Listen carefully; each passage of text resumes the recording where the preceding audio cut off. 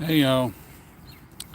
So just taking a walk in L&N Depot Park here, and this kind of goes and connects to where I went to karate school. Me and my son Seth, and David Rayburn was the sensei there. He was of course, he was a sensei. I can't remember what Alex said, but I think Alex is his fifth or something. But anyway, one of the students was Alex. That's why I'm saying Alex. I was for a time. They had other students way before I even came here to Tennessee. Me and my son came to Tennessee. Uh, Seth, I think, got to be a purple belt. Can't remember. But anyway, just taking a walk down here. We're going to take a look at the old school. David passed away sometime back. Can't remember exactly when. He had just recently had a couple of bypasses on his heart, and things like that. And for someone as smart as he was, as far as karate and stuff, I mean, he was on his game. And I tell you what, and I think he would have been 70, I think, something like that. So he was teaching karate for a long time, and he used to work with the railroad and I think CSX or something like that. I can't remember, but anyway, my son started about in April 2009, about several months after we moved here from South Carolina, and I watch my son for a while. Sometimes I go in there and I record him again, and he's getting stripes on his belts and stuff like that. I thought it was pretty cool. And there's some other things that I recorded and kind of got lost with time. And there are some things I didn't kind of agree with, but as time went on, I kind of like, it doesn't really matter, and things like that. But I spoke to him about it and stuff, and um, I'd make deals with him to come and take school and class and stuff. I mean, classes, not school, but classes, things of that nature, and pay whatever if I didn't have enough money to pay or trade out something, things like that. But I think for the most part, it was an experience because we made friends.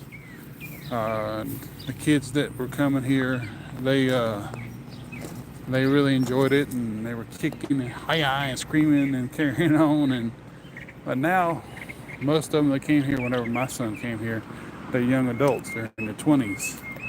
Then they were like toddlers and preteens and stuff like that. Um, there's one young man that he's related to one of the karate teachers, instructors, and he has a long history. His grandfather does, and every once in a while I used to see him. Here the last year or two, I've seen him working at Mayfield, so it kind of all came around. So anyway, just to turn this around, this was supposed to be a mixed martial arts after it closed down from being Etowah Karate School or Etowah School of Karate. So I really don't see any trace other than the kanji up on the thing here. So I'm gonna see if I can walk down here. I remember coming up here many times with the kids, and he always telling them, "Be careful, kids. Be careful. Don't slide on this thing." And you won't get hurt and stuff. But yeah, I just remember sitting here many times. Truck over there or something other, looking around. And before I start class, or before Seth start class, I go running up the hill there, get him a Gatorade or something like that. A lot of memories here. And I don't know if they painted anything over. Let's see here. See if I can see in here.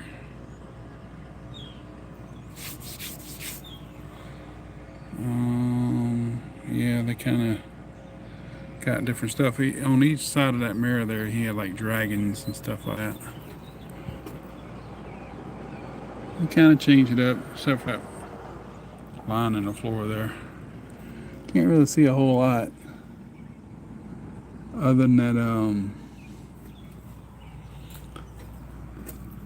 mixed martial art symbol over there. It's got like a I can't even see it now. See, it says Etowah Mixed Martial Arts Academy. So it's got a circle with like an arrow kind of going through it and stuff like that. So yeah,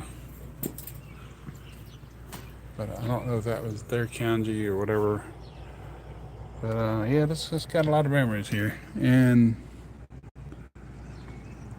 this was like a really neat little place to hang out. I tell you what, kids loved it. The thing of it is, when there come a good flood, that thing would overflow sometime. It would seep into here, and they had a lot of problems with getting that water out. And there's a couple times they had like a snake or two come in. But I wish that they would have left it like it was. But I think that mixed martial arts came in here and they just stayed for a little while and then they left out and they just kind of. And the owners of the building here, L&E Appliances, they never came back in here and painted anything down or whatever. I see some kind of arrow stuff or whatever. I don't know, some kind of. See, it says. Here we go. Defend, escape, control, submit.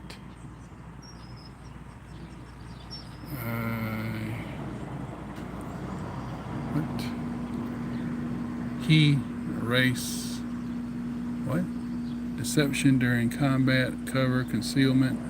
Winning a choice is a choice. Winning is a choice. Okay, that's something. Let's see what it's got over here. This is where Miss Susan used to sit. Let's see what it says here.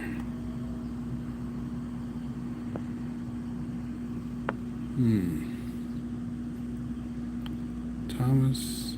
I thought it was my name because my first name is Thomas and the last three of mine is a third. So I almost thought, what's my name doing there? Mine's Thomas B. Holiday the third, so it kind of threw me off. And so that looks like a butt belt pre-evaluation. Oh, okay. Yeah. That's what that is. It's like some kind of evaluation chart. And what is this? Rear naked choke. Pro debut to be announced. That's a long time ago. I don't know. I can't see the date, but I can tell it was a long time ago. 155-pound mixed martial art fighting. I don't know what that means. But yeah, it's just a lot of memories in here. If I can just take a little, I wish I could walk in there and just look around. Maybe I'll ask the fellow tomorrow if I can do that. I remember there was a couple times that David had the floor painted.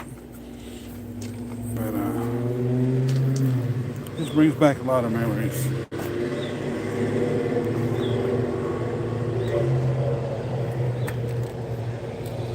It's definitely locked.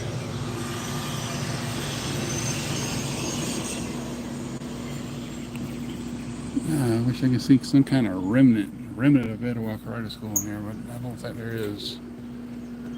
Anyway, it was just kind of fun visiting the place, and let's see how these stairs are, if there's any different. It was hard getting up in them. Oh, when I was younger, he's several years younger. I've only been here 16 years. About the same. And what they did was they refinished these. They put a new casing on these, I suppose. They were old and the metal was kind of sticking out, and kind of refitted them, I guess.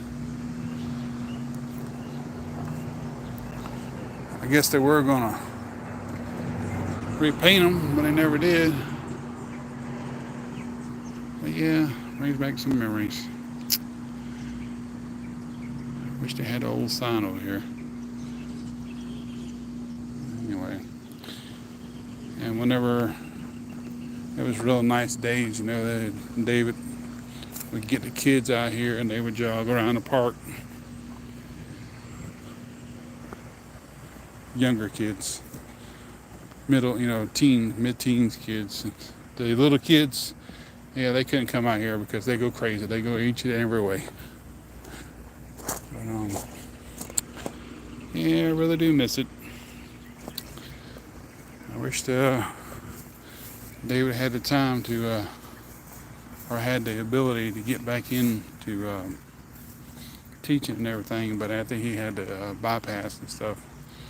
Of course, he had some problems with his hands, but that didn't stop him from teaching and everything. He had some carpal tunnel, well, I don't know if it's carpal tunnel problems or what, but that didn't stop him. He kept on. If I get a chance tomorrow, I'll see if I can get in there, but I need to really go take my truck, see if I can see what's wrong with it.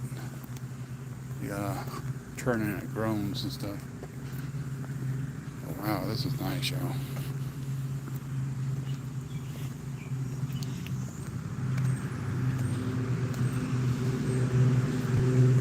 Done some metal detecting here quite a few times. Just today ain't the day to do it. Yeah, I got me personally. I got it to be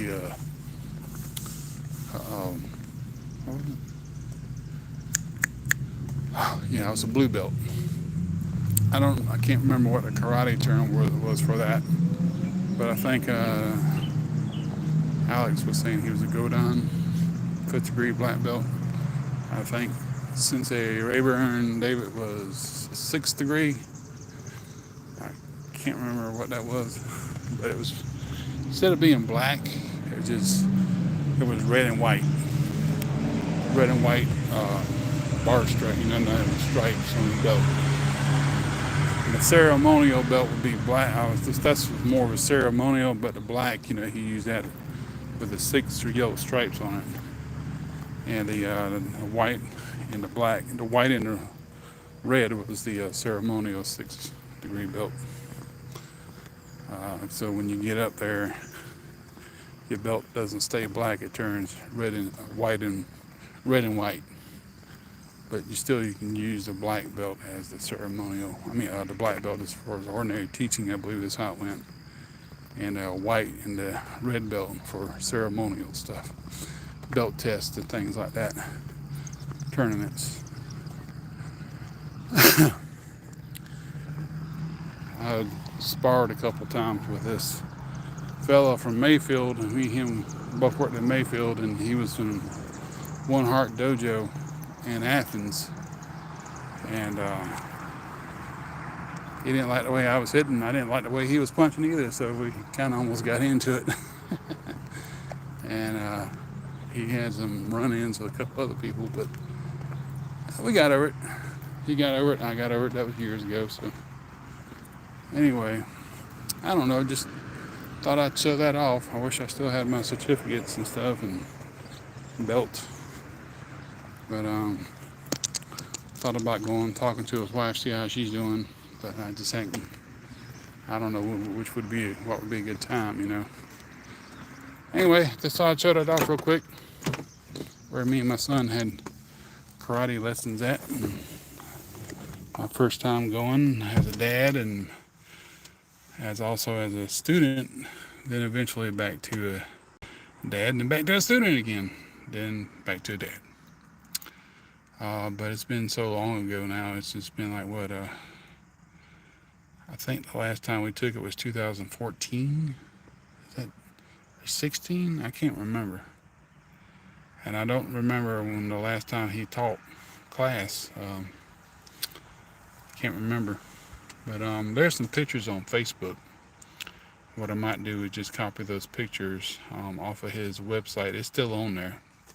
I think his son Jonathan left it up, and I could probably copy him and everything and put him on like a little slide video type of thing, and because it's got him probably from the early '90s on there. Anyway, just thought that would be pretty cool. Hope y'all enjoyed it. And get on off here. 15 minutes in. Wow.